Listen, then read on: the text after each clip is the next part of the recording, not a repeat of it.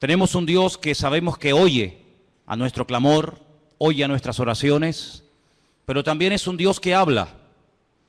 Imagínense ustedes lo que sería estar toda una vida, desde el día que le conocimos hasta el día que el Señor nos lleva a su presencia, hablando con Él, pidiéndole cosas, abriéndole nuestro corazón, pidiéndole por nuestro trabajo, por nuestros hijos, por nuestra familia, en fin, por lo que sea, y que el Señor nunca en todos los días, en todos los años sirviéndole, todos los años de haberle conocido, que nunca nos dijera ni media palabra. Imagínense lo que sería estar casado con un hombre o con una mujer, que tú le cuentas tus problemas, tus necesidades, cómo te ha ido el día, si has peleado con el jefe de la empresa, si has tenido un problema con el niño, si el niño se cayó, si sacó buenas notas, si aprobó, si estás enfermo o enferma, y que tu cónyuge en todos los años de tu matrimonio, 10, 15, 20, 30 o lo que sea, nunca te dijera absolutamente nada, ni bueno ni malo. Sería una situación tremendamente triste, ¿sí o no? ¿Sí o no? Si quieren, pruébenlo. Estén en los próximos años sin hablarse el uno al otro para que veáis. ¿Sabes que había hace siglos una forma de matar a una persona en las tribus? Matarlo lentamente, torturarlo. Y era practicar lo que se llamaba el ostracismo. Era no hablarle, no dirigirle la palabra, no saludarlo, ni siquiera mirarlo a la cara. Terminaban muriendo de pena y arrojándose por barrancos, quitándose la vida, al ver que nadie, aunque estuviera rodeado de personas, nadie te dirigía la palabra. Damos gracias al Señor de que nuestro Dios no es así. Nuestro Dios no es sordo, pero nuestro Dios tampoco es mudo. Él habla. Y hay muchos textos a lo largo de la palabra de Dios donde vemos que Dios habla individualmente, colectivamente, durante el día, durante la noche, en momentos de urgencia, en la cárcel, en fin, en muchísimas situaciones, momentos y lugares de la vida. No siempre habla igual. No siempre el que tiene que oír la voz de Dios la oye. La Biblia nos enseña que hay momentos en los que la ceguera, la dureza de corazón, la actitud del hombre es tan mala que aunque el Señor le esté hablando no se entera. Y es tremendamente triste ver que a veces Dios le habla a la gente, le está mostrando el camino, le está indicando que por ahí no va bien, o por aquí va bien, o esto hay que hacerlo, o aquello no hay que hacerlo, y él ni se inmuta, ni se entera. Es como si el mensaje le pasara por encima de su cabeza. Vamos a ver en esta tarde diferentes formas como Dios nos puede hablar a nosotros, sí, hermanos, en pleno siglo XXI. Hoy en día nuestro Dios también habla. Hechos capítulo 8. Hemos leído, nuestro hermano Marco nos leía, que había comenzado la persecución en Jerusalén. Todo iba muy bonito, todo iba muy bien, pero la persecución comenzó. Los creyentes tuvieron que salir despavoridos, huyendo a diferentes lugares. Y la Biblia nos cuenta en el capítulo 8 del libro de los Hechos la historia de uno de los diáconos de la iglesia primitiva. Eran varios, no nos cuenta la historia de todos, pero sí nos da detalles acerca de uno, personalmente, de Felipe. Dice la Biblia que este hombre llegó a tener 4 hijas, después lo vamos a ver, hijas que tenían el don de la profecía. Un hombre que tenía un don también que era el de la hospitalidad, daba hospedaje a personas que servían al Señor. Pero este fue una de las personas que salió huyendo y se fue en dirección a Samaria, donde no había llegado el Evangelio. Recuerden que estaban todos en Jerusalén desde el día de Pentecostés, o mejor dicho, desde el día de la Ascensión. Llegó el día de Pentecostés, pasaron unos cuantos días, semanas, tal vez meses, y allí seguían en Jerusalén. La iglesia crecía y crecía, pero no se expandía. Crecía solamente en un lugar, y la voluntad del Señor era que fueran por todo el mundo, por todas las naciones de la tierra, por los 5 continentes predicando el Evangelio, pero ellos no iban a ir. Estaban muy cómodos, muy bendecidos, estaban muy a gusto en Jerusalén, a pesar de que a veces había prohibiciones por parte de las autoridades religiosas, sobre todo, de que no predicaran el Evangelio, pero ellos ahí estaban muy cómodos. Miles y miles de personas cada día venían a las reuniones, milagros, señales, prodigios, pero de ir a Samaria, olvídate. De salir de Israel, olvídate. El Señor tiene que permitir una persecución, y en esa persecución dice que Felipe se va a Samaria, allí predica, las multitudes reciben el evangelio. Recuerden que el Señor Jesucristo había estado en Samaria, allí le había hablado a la mujer samaritana, ¿os acordáis? Dice la Biblia que los samaritanos le pidieron que se quedara allí con ellos, es decir, que era gente muy receptiva. Pero los discípulos no tenían ninguna intención de llevar el evangelio a Samaria, por muchos motivos. Pero estando en Samaria, en el versículo 26, capítulo 8 de Hechos, dice que un ángel le habló a Felipe. Fijaros el sistema que el Señor utiliza para hablarle a Felipe estando en Samaria. Un ángel. El Nuevo Testamento está lleno de ángeles que van y vienen llevando mensajes a personas. Y dice que un ángel le habló a Felipe y le da una orden concreta, muy clara de entender, y es la siguiente: levántate, ve hacia el sur. Él estaba en el centro del país, Samaria está en el centro. Dice, no, tienes que ir hacia el sur, por el camino que desciende de Jerusalén a Gaza, la famosa franja de Gaza. Allí es un camino que todavía hasta el día de hoy es un camino desierto, imagínense ustedes hace 2000 años. Entonces él se levantó y fue. Esto es muy fácil leerlo, ¿no?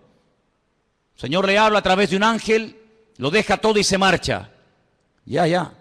Parece muy fácil, pero yo veo gente que llevan aquí años oyendo la voz de Dios, de alguna manera, no digo a través de un ángel, pero a través de predicaciones, a través de consejos, o a través de un libro cristiano, como sea, y todavía no han hecho caso.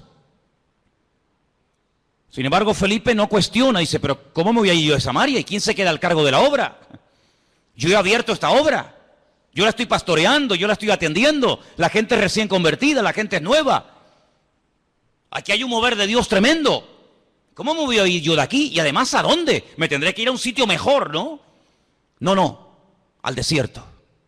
No cuestiona la orden, no pone excusas, no dice yo no puedo, yo estoy demasiado liado ahora mismo, búscate a otro.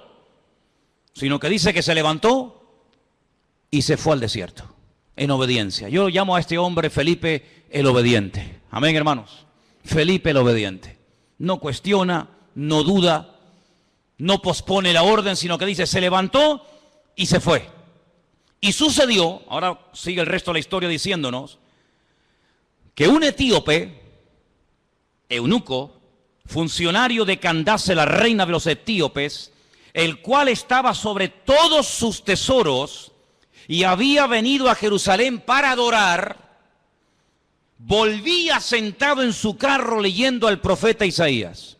Ya había ido a Jerusalén, menudo viaje en carro, desde África, desde Etiopía hasta Jerusalén. Un viaje enorme. No fue en avión, no fue en tren, no fue en coche, fue montado en un carro que por muy cómodo que fuera, pues imagínate. Y ahora volvía. El objetivo por el cual había ido de Etiopía a Jerusalén era para adorar a Dios. Primero, él no iba a poder entrar en cualquier parte del templo. Primero, porque no era judío. Segundo, porque era eunuco. Y por otras muchas cosas más. Sin embargo, el hombre no se desanima por sus limitaciones, sino que va a Jerusalén. Y me llama la atención que dice que había llevado mucho dinero, todos sus tesoros. Claro, es que no le iba a resultar nada fácil que un rabino judío le vendiera nada más y nada menos que el rollo, el pergamino del profeta Isaías. Eso le habrá costado una auténtica fortuna. Venderle a un extranjero, a un no judío, el libro del profeta Isaías, eso costaba una fortuna. Pero él volvía y dice que venía leyendo. Luego tuvo que aprender a leer en hebreo, porque él como etíope no hablaba hebreo. Pero era tanto el interés, era tanto el anhelo que tenía este hombre de buscar a Dios, que tuvo que aprender, alguien le tuvo que enseñar a leer en hebreo y a entender lo que leía. Y no contento con haber ido a adorar al templo a Jerusalén, volvía aprovechando el tiempo, sentado en su carro leyendo al profeta Isaías. Y yo le doy de verdad infinitas gracias al Señor, porque el Señor le mostró, el Señor le inspiró a Lucas, que es el que escribe este relato, y nos cuenta qué trozo del libro de Isaías venía leyendo. Nada más y nada menos que una parte del famoso capítulo 53 del libro de Isaías, que se titula Sufrimientos del siervo del Señor. Y el pasaje que leía era este, versículo 32. Como oveja a la muerte fue llevado, como cordero mudo delante del que lo trasquila, así no abrió su boca. En su humillación no se le hizo justicia. Mas su generación, ¿quién la contará? Porque fue quitada de la tierra su vida. Si yo pregunto en esta tarde, y por favor respondan, ¿de quién está hablando aquí el profeta Isaías? Del Señor Jesucristo. Todos los creyentes, por poco tiempo que lleven, al leer este texto, como cordero mudo fue llevado al matadero. En su humillación no se le hizo justicia. Su generación, ¿quién la contará? Automáticamente tú dices, está hablando de Cristo. Sin embargo, él no lo sabía. ¿Te das cuenta? ¿Te das cuenta cómo a veces tu conocimiento, por poco que sea, puede ser muchísimo en comparación con mucha gente que no sabe absolutamente nada de nada? Un pasaje tan claro, tan fácil, tan sencillo de entender. Este pobre hombre no sabía de quién estaba hablando.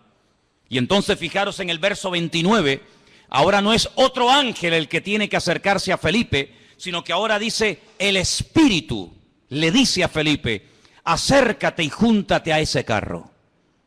Tal vez una voz interior, el Espíritu le habla claramente, el hombre se acerca, presta atención y mira cómo sabía Felipe que venía leyendo al profeta Isaías. Claro, hoy en día es muy fácil tener toda la Biblia debajo del brazo, toda la Torá, todos los profetas, todos los salmos, los evangelios, los libros proféticos, los libros poéticos. Es una maravilla, ¿sí o no?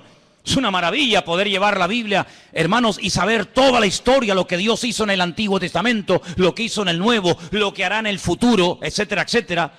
Conocer todos los detalles de la primera, de la segunda venida de Cristo, el descenso del Espíritu Santo, el arrebatamiento de la iglesia, la manifestación del anticristo. Es una maravilla tener todo en nuestras manos, pero ellos no tenían acceso a las Escrituras en aquellos tiempos. Tenían que aprendérselas de memoria. Y mira cómo Felipe nos dice, ¿de quién estará leyendo? ¿Qué? Entendió perfectamente el pasaje, sabía que era un capítulo profético, un capítulo que hablaba de los sufrimientos del Mesías, y sabía que ese hombre, ese pasaje, era del profeta Isaías. Y entonces le hace una pregunta muy interesante. Versículo 30. ¿Entiendes lo que lees?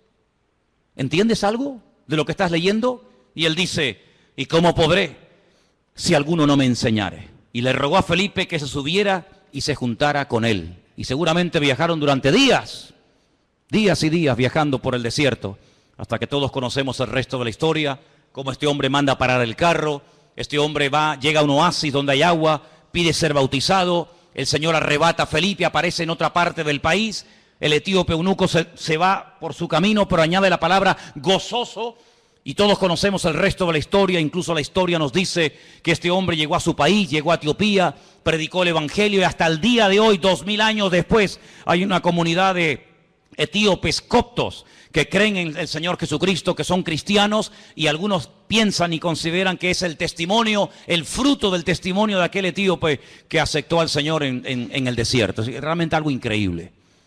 Ahora, yo lo que quiero destacar sobre todo en este pasaje son las dos formas como el Señor le habla a Felipe. Primero, versículo 26, a través de un ángel.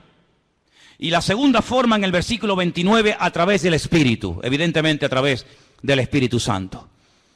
Los ángeles aparecen tanto en el Antiguo como en el Nuevo Testamento. Y dicho sea de paso, por si no lo sabías, la primera persona en la Biblia que tiene un encuentro con un ángel es una mujer.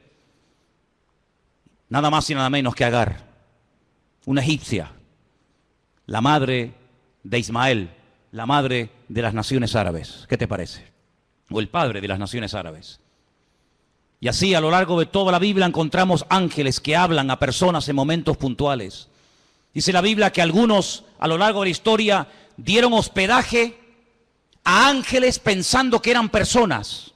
Y no se daban cuenta de que aunque comían y hablaban y respiraban y los podías tocar, lo que tenían delante de ellos eran auténticos ángeles. Y si no, miren el caso de Abraham, invitando a comer a ángeles, invitando a comer Lot, el sobrino de Abraham, a ángeles en su propia casa. Cómo los ángeles guiaban a los profetas en el Antiguo Testamento, cómo le indicaban por aquí sí, por aquí no, cómo un ángel le habló a María, cómo un ángel le habló a Daniel, cómo un ángel llegó a una cárcel y abrió la celda y sacó a Pedro de la cárcel. Y toda la Biblia está llena de manifestaciones de ángeles. Y dice la Biblia que son espíritus ministradores que están al servicio de los que han heredado la salvación, es decir, a nosotros. ¿Cuántos dicen amén? Y lo más grandioso de todo esto que dice que el ángel del Señor, el mensajero del Señor, acampa alrededor de los que le temen y los defiende. Bendito sea Dios. Pero también habla el Espíritu. Y hay 7 versículos en el Nuevo Testamento que son iguales, 7 versículos idénticos. El que tiene oídos para oír, oiga lo que el Espíritu dice a la iglesia. Están en las famosas cartas de Juan a las iglesias del Apocalipsis, ¿verdad? Allí al final de la Biblia. Si vamos a otro pasaje del Nuevo Testamento, en el capítulo 13, versículo 2, vemos que el Espíritu Santo no solamente habla a nivel personal a una persona, como el caso de Felipe, sino que también en un momento determinado, en un culto donde hay mucha gente, el Espíritu Santo puede hablar e incluso dar nombres propios, nombres de personas. Sí, ya sé que esto es muy delicado, no se puede así por la vida, ¿verdad? Inventando cosas, pero el Espíritu, fíjense cómo se mueve aquí en el libro de los Hechos de una forma tremenda. Hechos capítulo 13, verso 1. Dice que había en la iglesia de Antioquía, en esa iglesia había profetas y maestros. Qué bonito, ¿no? Profetas y maestros. Y el nombre de estos profetas o maestros eran, pues uno era Bernabé, otro se llamaba Simón, otro era Lucio, otro era Manaén y otro era Saulo. Dice, ministrando estos al Señor y ayunando, dijo el Espíritu Santo, así claro, directo, contundente, apartadme a Bernabé y a Saulo para la obra a que los he llamado. Entonces, habiendo ayunado y orado, les impusieron las manos y los despidieron. Y ellos entonces, enviados por el Espíritu Santo, descendieron a Seleucía y de allí navegaron a Chipre. Es decir, el primer viaje misionero de la historia, primera pareja, primer grupo de personas, en este caso 2, Bernabé y Pablo, llamados específicamente en un culto público para la obra misionera, fue porque el Espíritu Santo habló a la iglesia. Y necesitamos como nunca antes que el Espíritu Santo hable a nuestras vidas y hable en nuestras congregaciones. ¿Cuántos dicen amén? 2 formas como Dios puede hablarnos y revelarnos su palabra a través de un ángel. Pero cuidado, porque el apóstol Pablo, profundizando más en el tema, dice, si un ángel del cielo se os presenta y os predica otro evangelio diferente al que habéis recibido, al que habéis oído, tenerlo por anatema, tenerlo por maldito. Porque no hay otro evangelio más que el que yo os he predicado. ¿Cuántos dicen amén? La Biblia nos enseña que en el mundo angelical se produjo una vez una auténtica rebelión. Porque Dios no creó a los ángeles como robots, incapaces de rebelarse, sino que vemos que antes de la rebelión, antes de la caída y desobediencia del hombre, ya previamente algunos, no todos, algunos de los ángeles ya se habían rebelado en contra del Señor. Es un misterio si todavía se pueden seguir rebelando o no. Lo dejamos ahí en puntos suspensivos. Pero Dios los creó con la capacidad de rebelarse en contra del mismísimo Creador y en algunos casos lo hicieron. Y por otra parte, el Señor Jesucristo dijo que cuando Él se fuera, Él le rogaría al Padre para que enviara a otro Consolador para que estuviera con su pueblo para siempre. Dice, y Él tomará de lo mío y os lo hará saber. Él os recordará todo lo que yo os he dicho. Él os enseñará lo que ha de venir. Por lo tanto, la iglesia tiene que afinar los oídos para oír la voz del Espíritu Santo hablando a su corazón. ¿Cuántos dicen amén? Pero hay otras formas como Dios puede revelarnos su voluntad. Capítulo 9 de Hechos, un poquito más adelante. Capítulo 9 nos relata la conversión de Pablo. Es el único personaje que en 3 ocasiones diferentes en el mismo libro nos cuenta su testimonio. Capítulo 9, capítulo 22 y capítulo 26. Interesantísimo, ¿eh? Qué conversión tan espectacular tuvo que ser la de este hombre. Qué impacto tan grande produjo la conversión de Saulo, que no se cuenta una vez ni dos, sino tres. 3 ocasiones contando su testimonio en 3 lugares y circunstancias diferentes. En el capítulo 9, cuando el apóstol Pablo está recién, por así decirlo, impactado por el Señor, el versículo 10 dice: había entonces en Damasco un discípulo llamado Ananías, a quien el Señor le dijo en visión. Otra forma, el Señor le dijo en visión. No es algo que se inventó.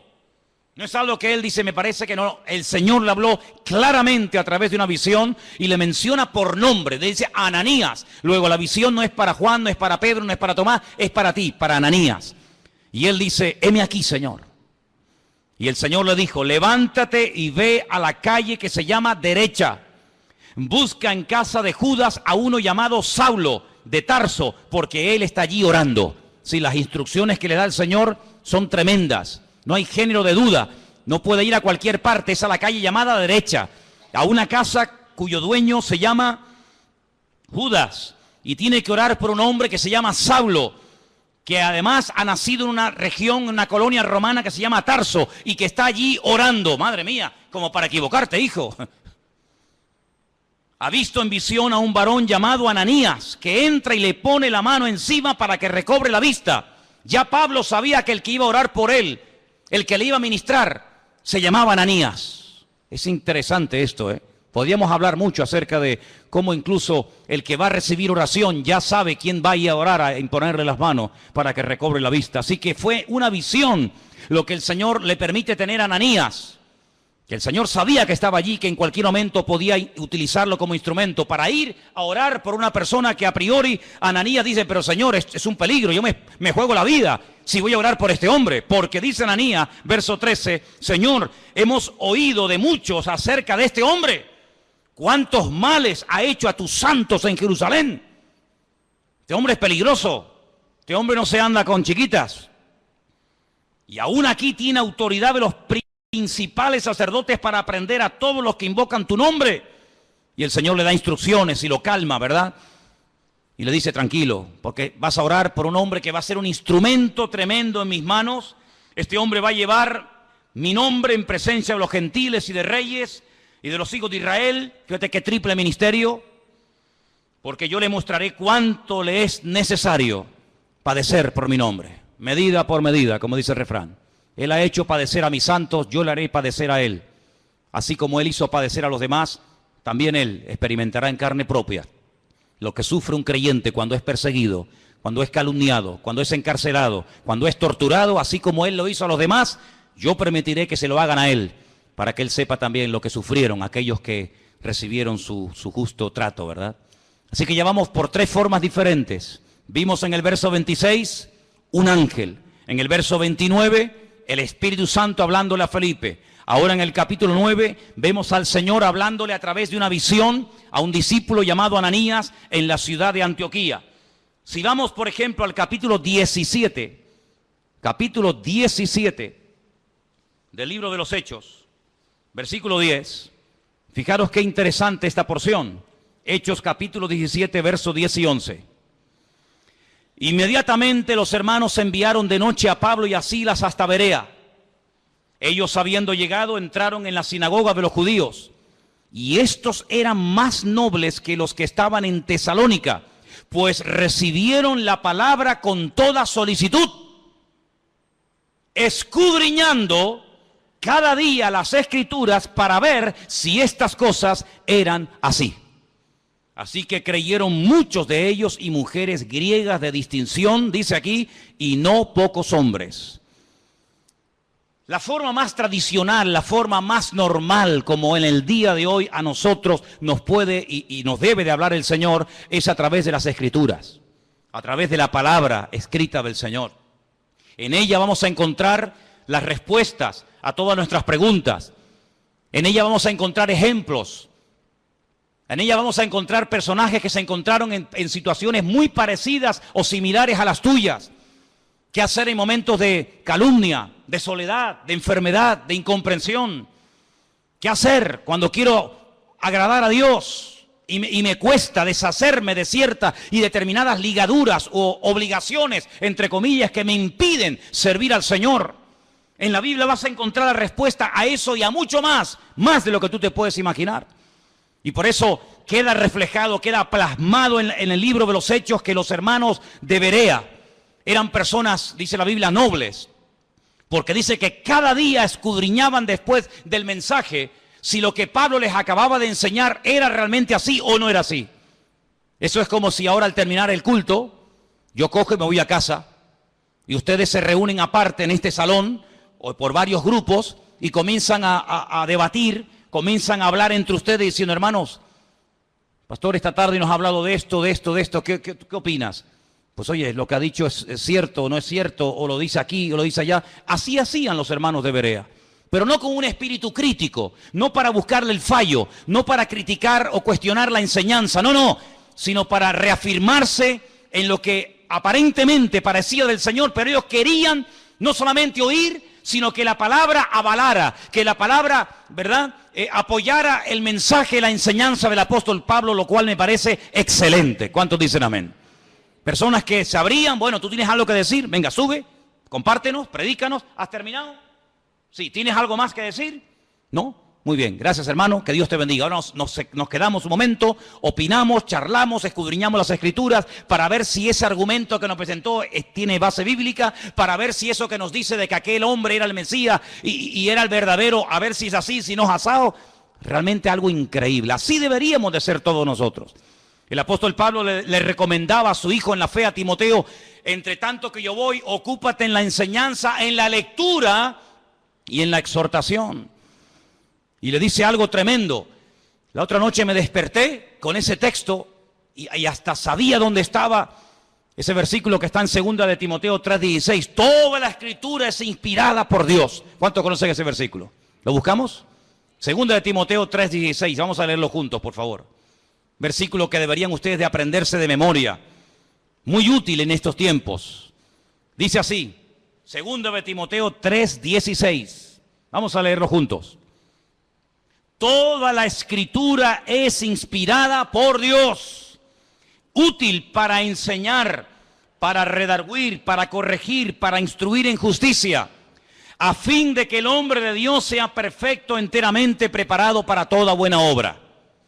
Así que cuando usted busca ser instruido, ser enseñado, ser amonestado, ser confrontado, vaya a la palabra y la palabra le va a hablar. Si usted tiene una buena actitud, si usted verdaderamente quiere aprender, si usted verdaderamente quiere corregir cualquier error doctrinal, cualquier mala costumbre de su vida, vaya y a la luz, al espejo de la palabra de Dios, el Señor le va a hablar, porque la palabra dice que es útil y ayuda al que está empezando, ayuda al que lleva mucho tiempo, ayuda al que está pensando dar un paso de fe, ayuda al que está un poco decaído y no sabe qué hacer, ayuda al nuevo, al viejo, nos ayuda a todos. La palabra de Dios es tremendamente útil. ¿Cuántos dicen amén? Y hay que escudriñarla. Jesús dijo, escudriñad, meteros en la palabra, estudiar la palabra, porque ellas son las que dan testimonio de mí. Me llama mucho la atención que cuando el Señor Jesucristo resucitó, en una de las apariciones, va caminando por un camino, llamado el famoso camino de Maús, y se acerca a dos personas que van desanimadas, van desilusionadas, porque ellos tenían una expectativa, ellos tenían la confianza de que el Señor Jesucristo era el verdadero Mesías. Y como no se han cumplido aparentemente sus expectativas, van tristes, cabizbajos, van caminando, debatiendo entre ellos y de repente se aparece el Señor y se une a la conversación. Permítame leerles en Lucas 24, a partir del versículo 21. Presten atención porque de verdad que es una porción tan interesante, tan edificante. ¿Qué hizo el Señor para levantar el ánimo? ¿Qué hizo el Señor para quitar la tristeza, la desilusión de los corazones de estos dos hombres sinceros que esperaban algo que aparentemente no se cumplió? Veamos. Lucas 24, versículo 21. Nosotros esperábamos que Él era el que había de redimir a Israel. Fíjate qué ilusionados estaban. Por fin ha llegado el Redentor, el Mesías. Esperábamos la redención de Israel. Y ahora, además de todo esto, hoy es ya el tercer día que esto ha acontecido. Parece como que por un momento les pasa por la mente el hecho de que él había dicho que al tercer día resucitaría. Así que ya van 3 días, no lo hemos visto resucitado. No se cumplió la expectativa que teníamos en él de que redimiría a Israel de la opresión del yugo romano. Volvería a ser instaurada la monarquía. Un descendiente de la casa del rey David nos traería la libertad. Por lo tanto, todas nuestras ilusiones y nuestros sueños se han venido abajo, se han roto. Versículo 22 dice, aunque también nos han asombrado unas mujeres de entre nosotros, las que antes del día fueron al sepulcro, y como no hallaron su cuerpo, vinieron diciendo que también habían visto visión de ángeles, quienes les dijeron que él vive. Aquí hay algo extraño, porque por una parte son conscientes de que unas mujeres por lo visto, según cuentan ellas, él ha resucitado, pero el argumento que ellos presentan no es un argumento de fe, no es un argumento contundente, sino dice que ellas dicen que ha resucitado porque no encontraron el cuerpo. Pero no dicen, no, él ha resucitado, sino que simplemente se agarran al comentario de decir, bueno, dicen que ha resucitado porque no encontraron el cuerpo, pero vete tú a saber. No están muy convencidos de que aquel testimonio era correcto. Además, perdonen las hermanas, en los tiempos de la Biblia, los testimonios de las mujeres no tenían ningún valor. Una mujer daba testimonio de que había visto un crimen, un asesinato o cualquier otra cosa, y no era válido el testimonio de una mujer.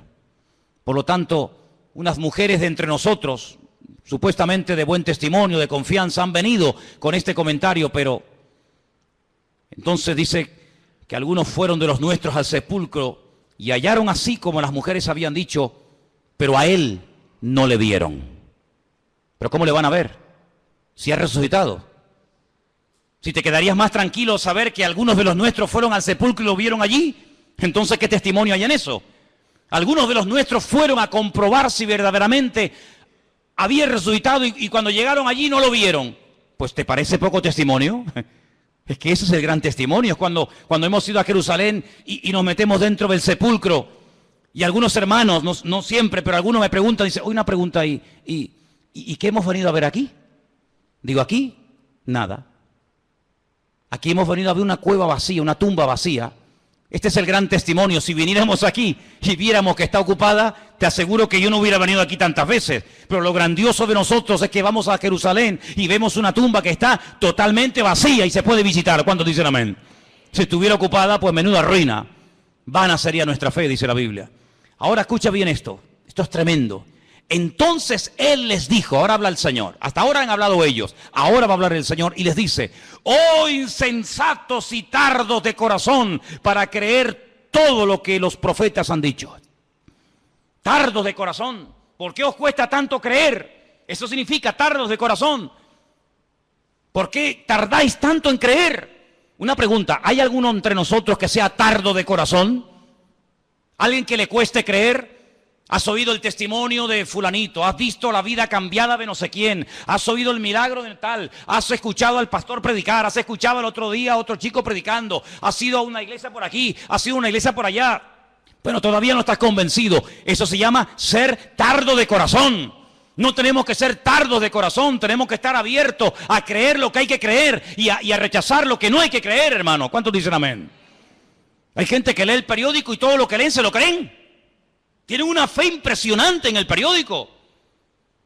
O ven un programa de televisión y se creen todo lo que los que han estado en esa tertulia acaban de decir. Pero después cuando leen la Biblia, la dudan y la cuestionan. O sea, en el periódico no hay que tener fe. Donde hay que tener fe es en la palabra de Dios. ¿Cuántos dicen amén?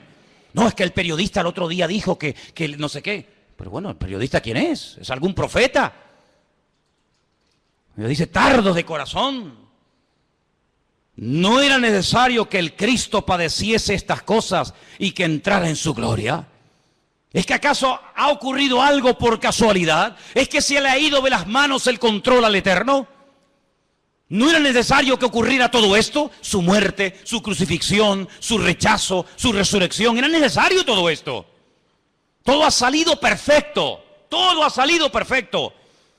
Es que Pilato podía haberle librado de la muerte, pero gloria a Dios que no lo libró, aunque suene fuerte, ¿sí o no? Gloria a Dios que no dijo, pues no, yo aquí mando. Yo soy el gobernador y os vais todos para casa. Yo a este hombre lo encuentro inocente y lo perdono. Venga, Jesús, vete para casa. Menuda ruina. Yo doy gloria a Dios que Pilato, a pesar de que sabía que era un hombre justo e inocente, lo mandó a crucificar. ¿Tú no? Yo me alegro muchísimo de que nada ni nadie pudo librar de la muerte al Señor. Nada ni nadie. Yo lo doy gracias al Señor de que aguantó la tentación de no bajarse de la cruz cuando le decían, si eres el Hijo de Dios, bájate y demuéstralo. Él podía haber dicho, pues mira, te lo voy a demostrar, hombre. Ya me tenés hasta las narices. Pero yo doy gracias al Señor de que no se bajó. Yo doy gracias al Señor que se murió y que murió como tenía que morir. Y también doy gracias al Señor porque todas las profecías que estaban escritas acerca de Él se cumplieron perfectamente. Y por eso Él les dice, todo esto era necesario. Y comenzando desde Moisés, desde la Torá, el Pentateuco, siguiendo por todos los profetas, Isaías, Jeremías, Habacuc, Sofonías, Abdías, Malaquías, etcétera, etcétera, etcétera, les declaraba en todas las escrituras lo que de él decían. Aquí menciona a Moisés, la Torá, menciona a los profetas y menciona las escrituras. Y con esas tres palabras en hebreo forman la palabra Tanaj. Así se llama el Antiguo Testamento en hebreo, Tanaj, que es la unión de la Torá, de los Neviín y de los Ketubín, de los profetas, de los escritos y de la ley de Moisés, la Torá. Y les abrió los ojos y les mostró cómo a través de las escrituras tenían que creer que lo que había ocurrido no era producto de la casualidad. Y por eso, amados, nosotros tenemos hoy en día una herramienta tremenda. Podemos estar seguros de que Jesús no fue un impostor. Podemos estar plenamente convencidos de que el Nuevo Testamento no es una historia inventada, de que Jesús no es un mito, un personaje histórico, pero que a la hora de la verdad no existió. Nosotros podemos tener la completa seguridad de que la palabra que tenemos en nuestra mano no ha sido ni tergiversada, no se la ha quitado, no se la ha añadido, es una palabra perfecta. Y el cielo y la tierra podrán pasar, pero su palabra permanecerá por toda la eternidad. La palabra de Dios es la fuente de nuestra fe, es la base, el fundamento de nuestra creencia. Las profecías se cumplieron todas, no faltó ni una por cumplirse. Y no eran producto de la casualidad, sino que todo estaba bajo el control del Señor. Y hoy en día les digo, hermano, que ese Dios que controló la primera venida de Cristo, tiene todo bajo su control y todo lo que está ocurriendo porque Dios así lo está permitiendo. ¿Cuántos dicen amén? Porque ni una hoja de un árbol se cae sin permiso del Señor. Y cuando el Señor esté a punto de venir, y cuando tenga que manifestarse el anticristo, y cuando vengan los dos testigos, y cuando venga la señal de la bestia, y todo eso que hemos estudiado durante años, todo ocurrirá como tiene que ocurrir, porque la palabra de Dios es viva, es eficaz, y es verdadera, y es perfecta, y no se equivoca, y tenemos en nuestra mano el mejor regalo del mundo, la salvación y la palabra del Señor. ¿Cuántos dicen amén? Gloria a Dios por la palabra de Dios. Gloria a Dios, hermanos. Pues léanla, estúdienla, escudriñenla.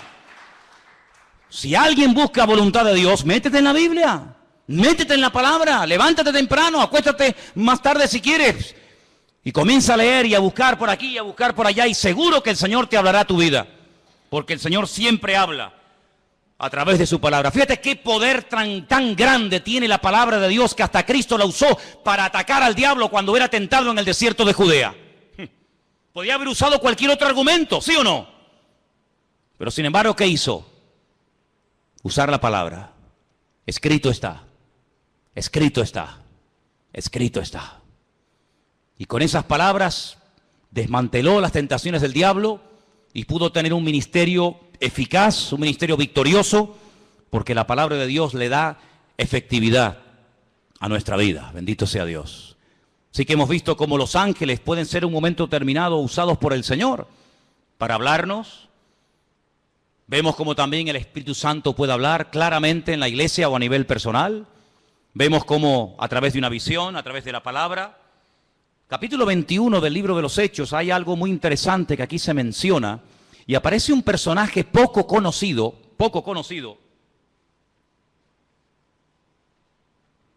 pero que trae un mensaje muy interesante. Estamos en el libro de los Hechos, capítulo 21, versículos del 8 en adelante. La intención de Pablo es ir a Jerusalén. Él está de visita en la casa de Felipe. Volvemos otra vez a mencionar a Felipe, aquel que le testificó al etíope eunuco en el desierto, ¿os acordáis? Ahora está viviendo en Cesarea. Se menciona no el nombre de su esposa, pero sí nos dice la Biblia que tenía 4 hijas que eran profetisas, eran doncellas. Vamos a leer. Hechos capítulo 21, verso 8. Al otro día, saliendo Pablo y los que con él estábamos, fuimos a Cesarea. Y entrando en casa de Felipe, el evangelista, ya no es el diácono, ahora ya tiene un título, ahora ya se le reconoce que tiene un ministerio, y es el de evangelista. Dice que era uno de los 7, posamos con él. Este tenía 4 hijas doncellas que profetizaban. Qué bonito, ¿no? 4 hijas doncellas que profetizaban. Pero a Pablo no le dijeron nada.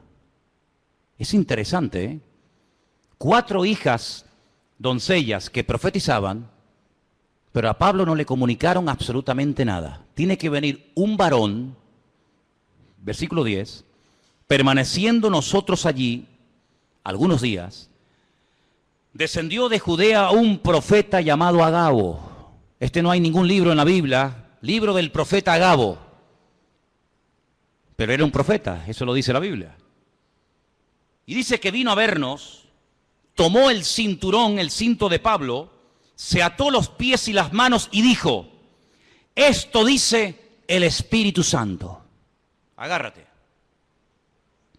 Así atarán los judíos en Jerusalén al varón de quien es este cinto y le entregarán en manos de los gentiles. Tremendo, ¿eh? Si el Señor le está advirtiendo, no prohibiendo, que es muy diferente, ¿eh? Una cosa es que Dios te advierta de un peligro y otra cosa es que Dios te prohíba hacer o decir o ir a un determinado lugar.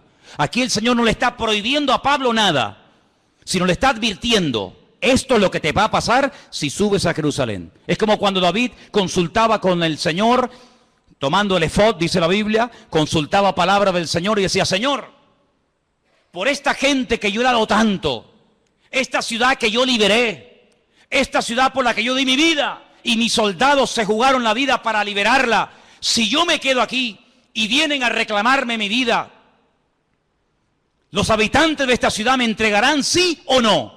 Y le dice el Señor, sí te entregarán, seguro, no te quepa la menor duda. ¿Qué hace David?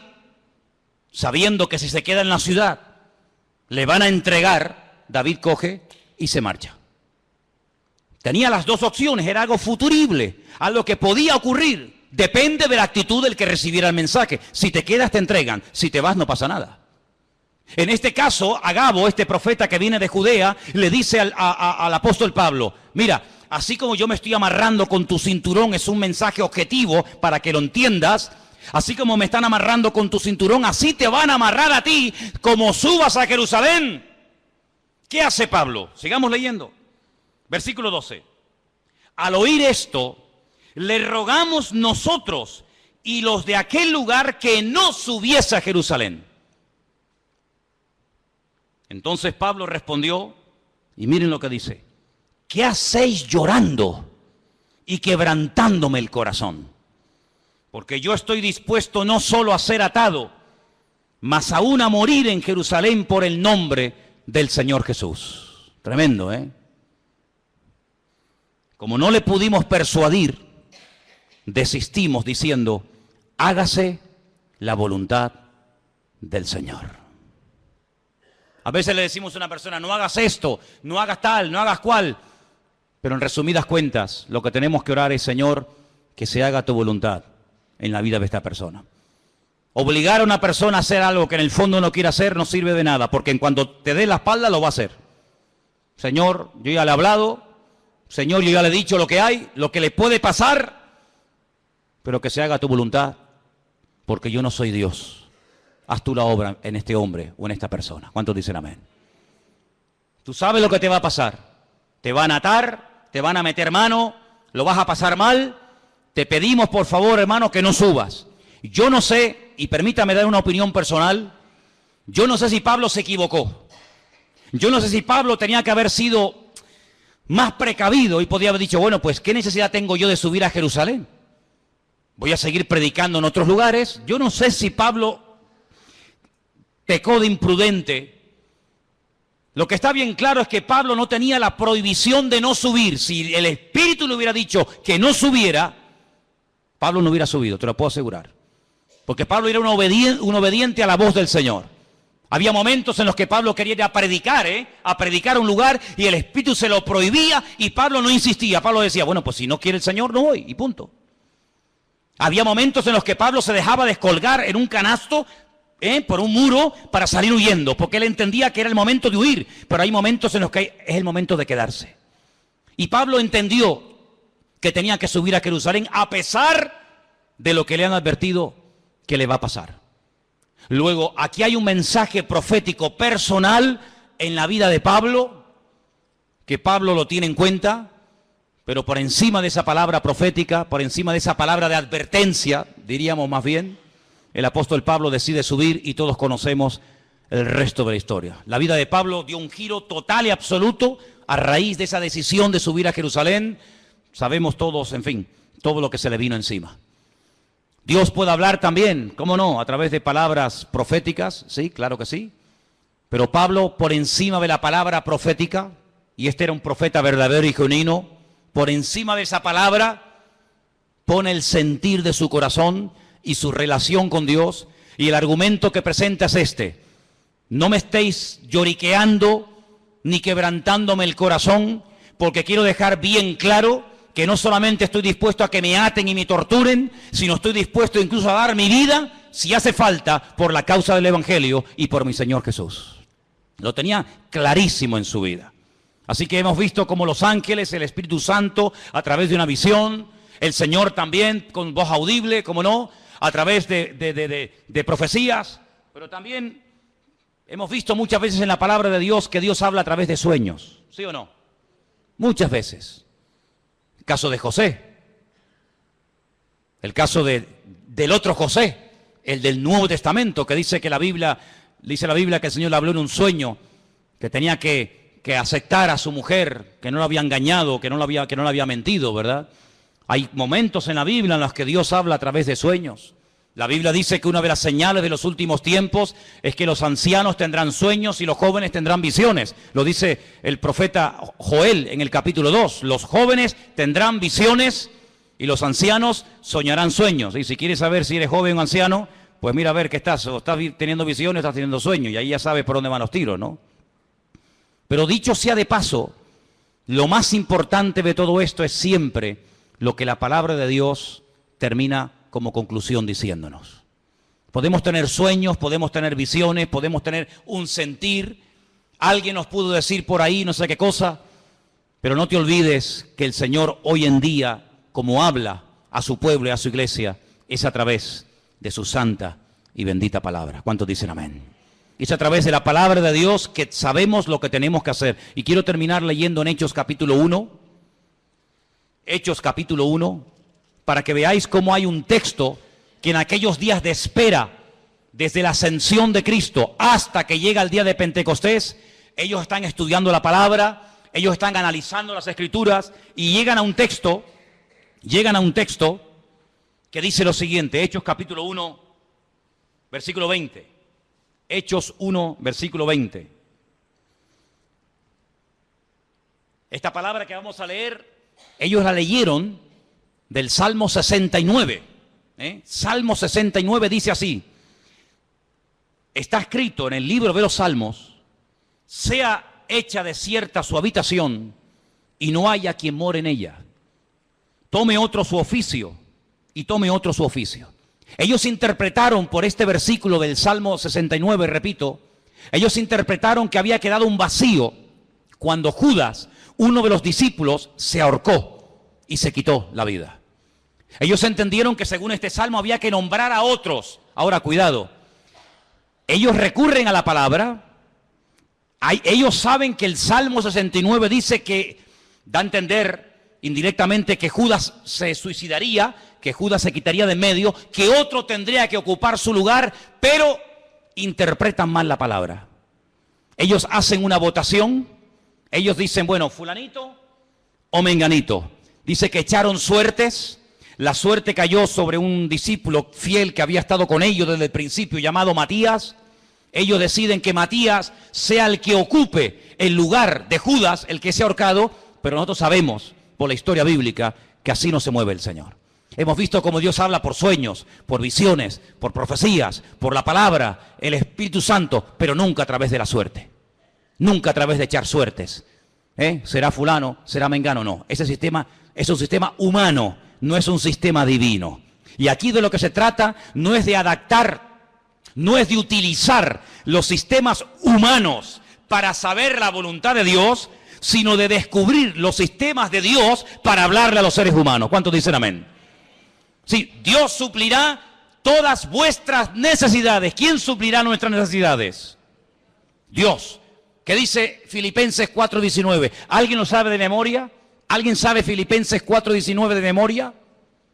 Mi Dios, pues, suplirá todas vuestras necesidades conforme a su riqueza en gloria en Cristo Jesús. Mi Dios suplirá. ¿Quién suplirá las necesidades de un pastor? ¿Quién? ¿Quién suplirá las necesidades tuyas como oveja? ¿Quién suple las necesidades de la iglesia? Mi Dios. ¿Sí o no? Dígalo fuerte. Mi Dios suplirá mis necesidades. Pero vamos a comprar la lotería por si acaso. Vamos a ver. Usted ha dicho ahora mismo, literalmente, la promesa del Señor en Filipenses 4:19. ¿Para qué compra entonces la 11? ¿Para qué hace la quiniela? ¿Para qué juega los juegos de azar? Bueno, mi Dios, usted ha dicho que mi Dios suplirá mis necesidades, ¿sí o no? Pues si es mi Dios, que lo haga Dios. No le eche una mano a Dios. No dice la palabra que otro tomará su oficio, ¿sí? No dice la palabra que la casa de Judas quedaría desierta, que el hueco quedaría porque él mismo se quitó de en medio, sí, pues que Dios lo llene. Si Dios nos nombró a nosotros, ¿a ti quién te nombró, Juan? ¿A ti quién te llamó, Pedro? ¿A ti quién te llamó, Tomás? Y a ti, Juan, y a ti, Bartolomé, y a ti, Mateo, ¿quién te llamó a ti? A mí me llamó el Señor. Dice que estuvo toda la noche orando, ¿sí o no? ¿Os acordáis? Toda la noche estuvo orando. Y al día siguiente dice, Juan, Andrés, Santiago, y él los llama. Bueno, pues si nos llamó a nosotros así, ¿por qué ahora nosotros queremos echarle una mano a Dios de llenar un vacío que Él permitió que se vaciara? Que lo llene el Señor, porque su palabra, para que se cumpla, el que tiene que actuar es Él y no yo. Entonces ustedes tienen que madurar y tienen que crecer para daros cuenta de que no puede haber incongruencias con la fe. No se pueden mezclar sistemas divinos con sistemas humanos. Dios habla por sueños. Amén. Gloria a Dios. Nadie cuestiona eso, hermano. Dios habla por ángeles. Amén. Dios habla por profecías. Dios habla por su palabra. El Espíritu Santo habla. Amén. ¿Te parecen pocas formas? ¿Te parecen pocos sistemas? Que falta alguno más, que te tienes que inventar un nuevo sistema para que Dios te hable. No te tienes que inventar nada, tienes que amoldarte a los sistemas bíblicos. ¿Estás buscando la voluntad de Dios? Gloria a Dios, me parece estupendo. Pero no es Tim Marín de Dos Pingües, Cucaramaca, Titirifue.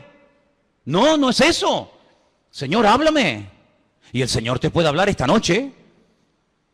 El Señor te puede hablar en una profecía, a través de un mensaje, a través de un ángel. Claro, ¿cómo no te va a poder hablar el Señor si el Señor no ha cambiado? Pues si el Señor no ha cambiado y tú tienes la fe y la creencia de que Él no ha cambiado, que Él ni es sordo ni es mudo, amén, ni es sordo ni es mudo, Pues abre tu corazón a las formas que Dios ha escogido para revelarte su voluntad y no pongas tu sistema nuevo que no tiene nada que ver con el sistema de Dios. Cuando Dios quiso llamar a Abraham, ¿a quién llamó? ¿A quién llamó? A Abraham.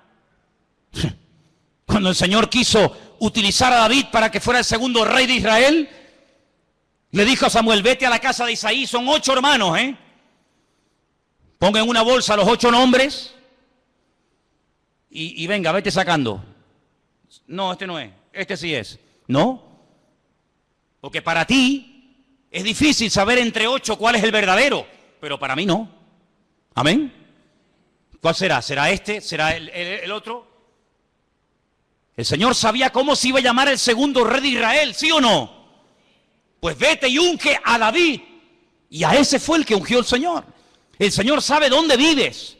El Señor sabe cómo te llamas. El Señor sabe qué número de zapato tienes. Tu DNI lo conoce el Señor, tu ADN, tu grupo sanguíneo. Lo conoce absolutamente todo. Dice que nuestro embrión nuestros ojos vieron al Señor. Por lo tanto, amados hermanos, no tengamos temor de que no vas a saber qué hacer en la vida.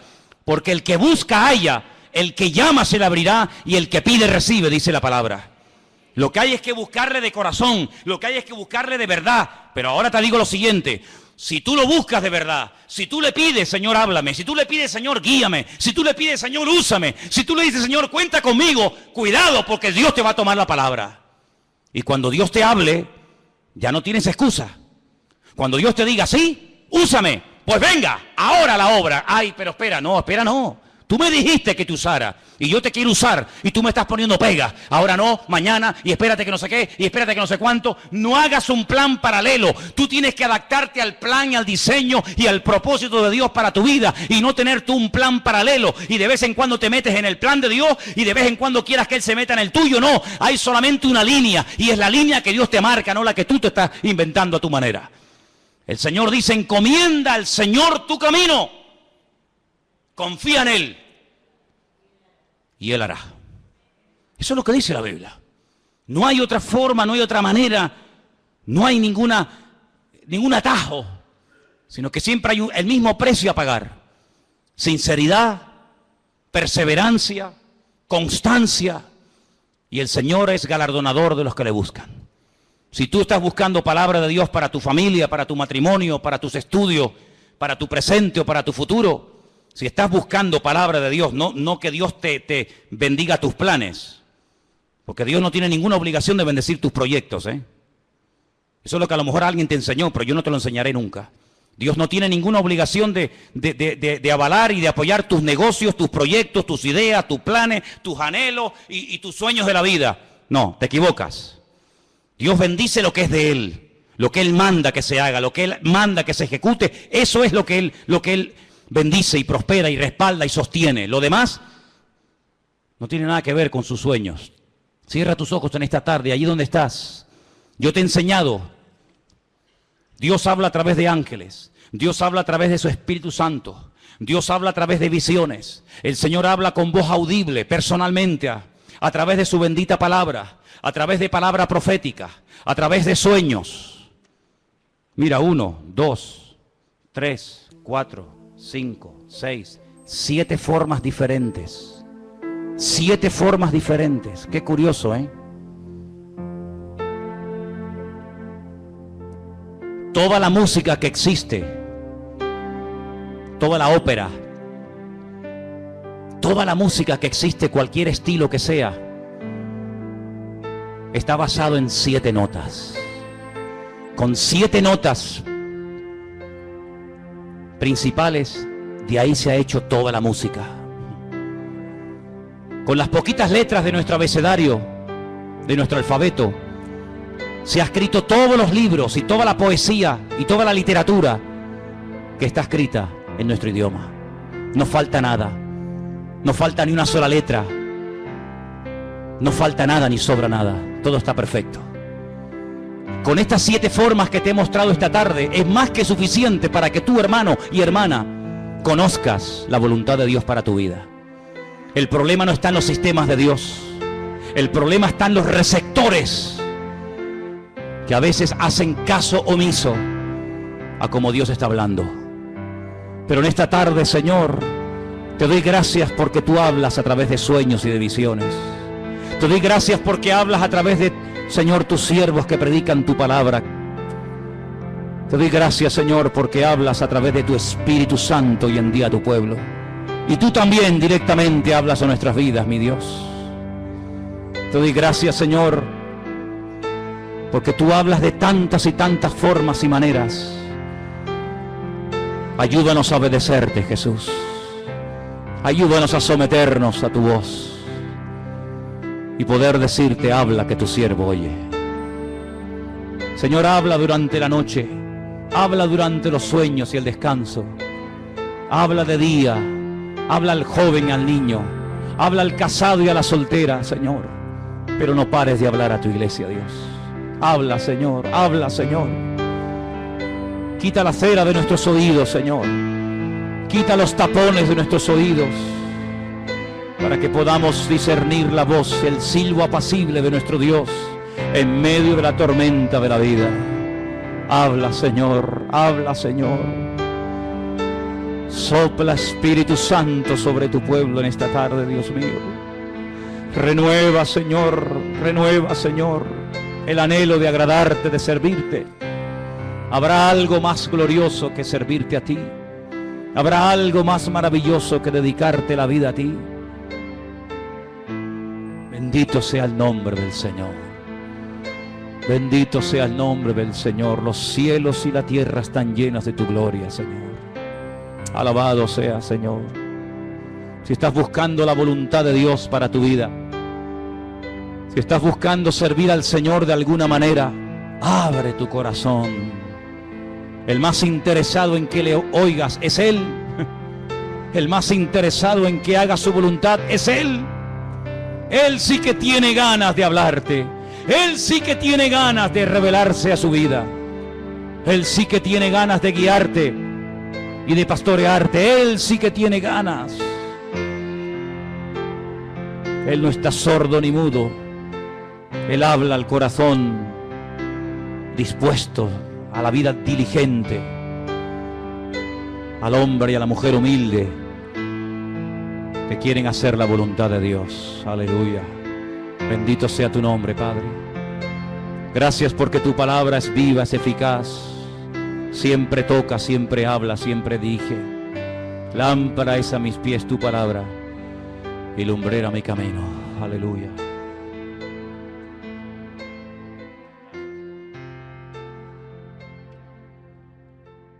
Bendito sea tu nombre.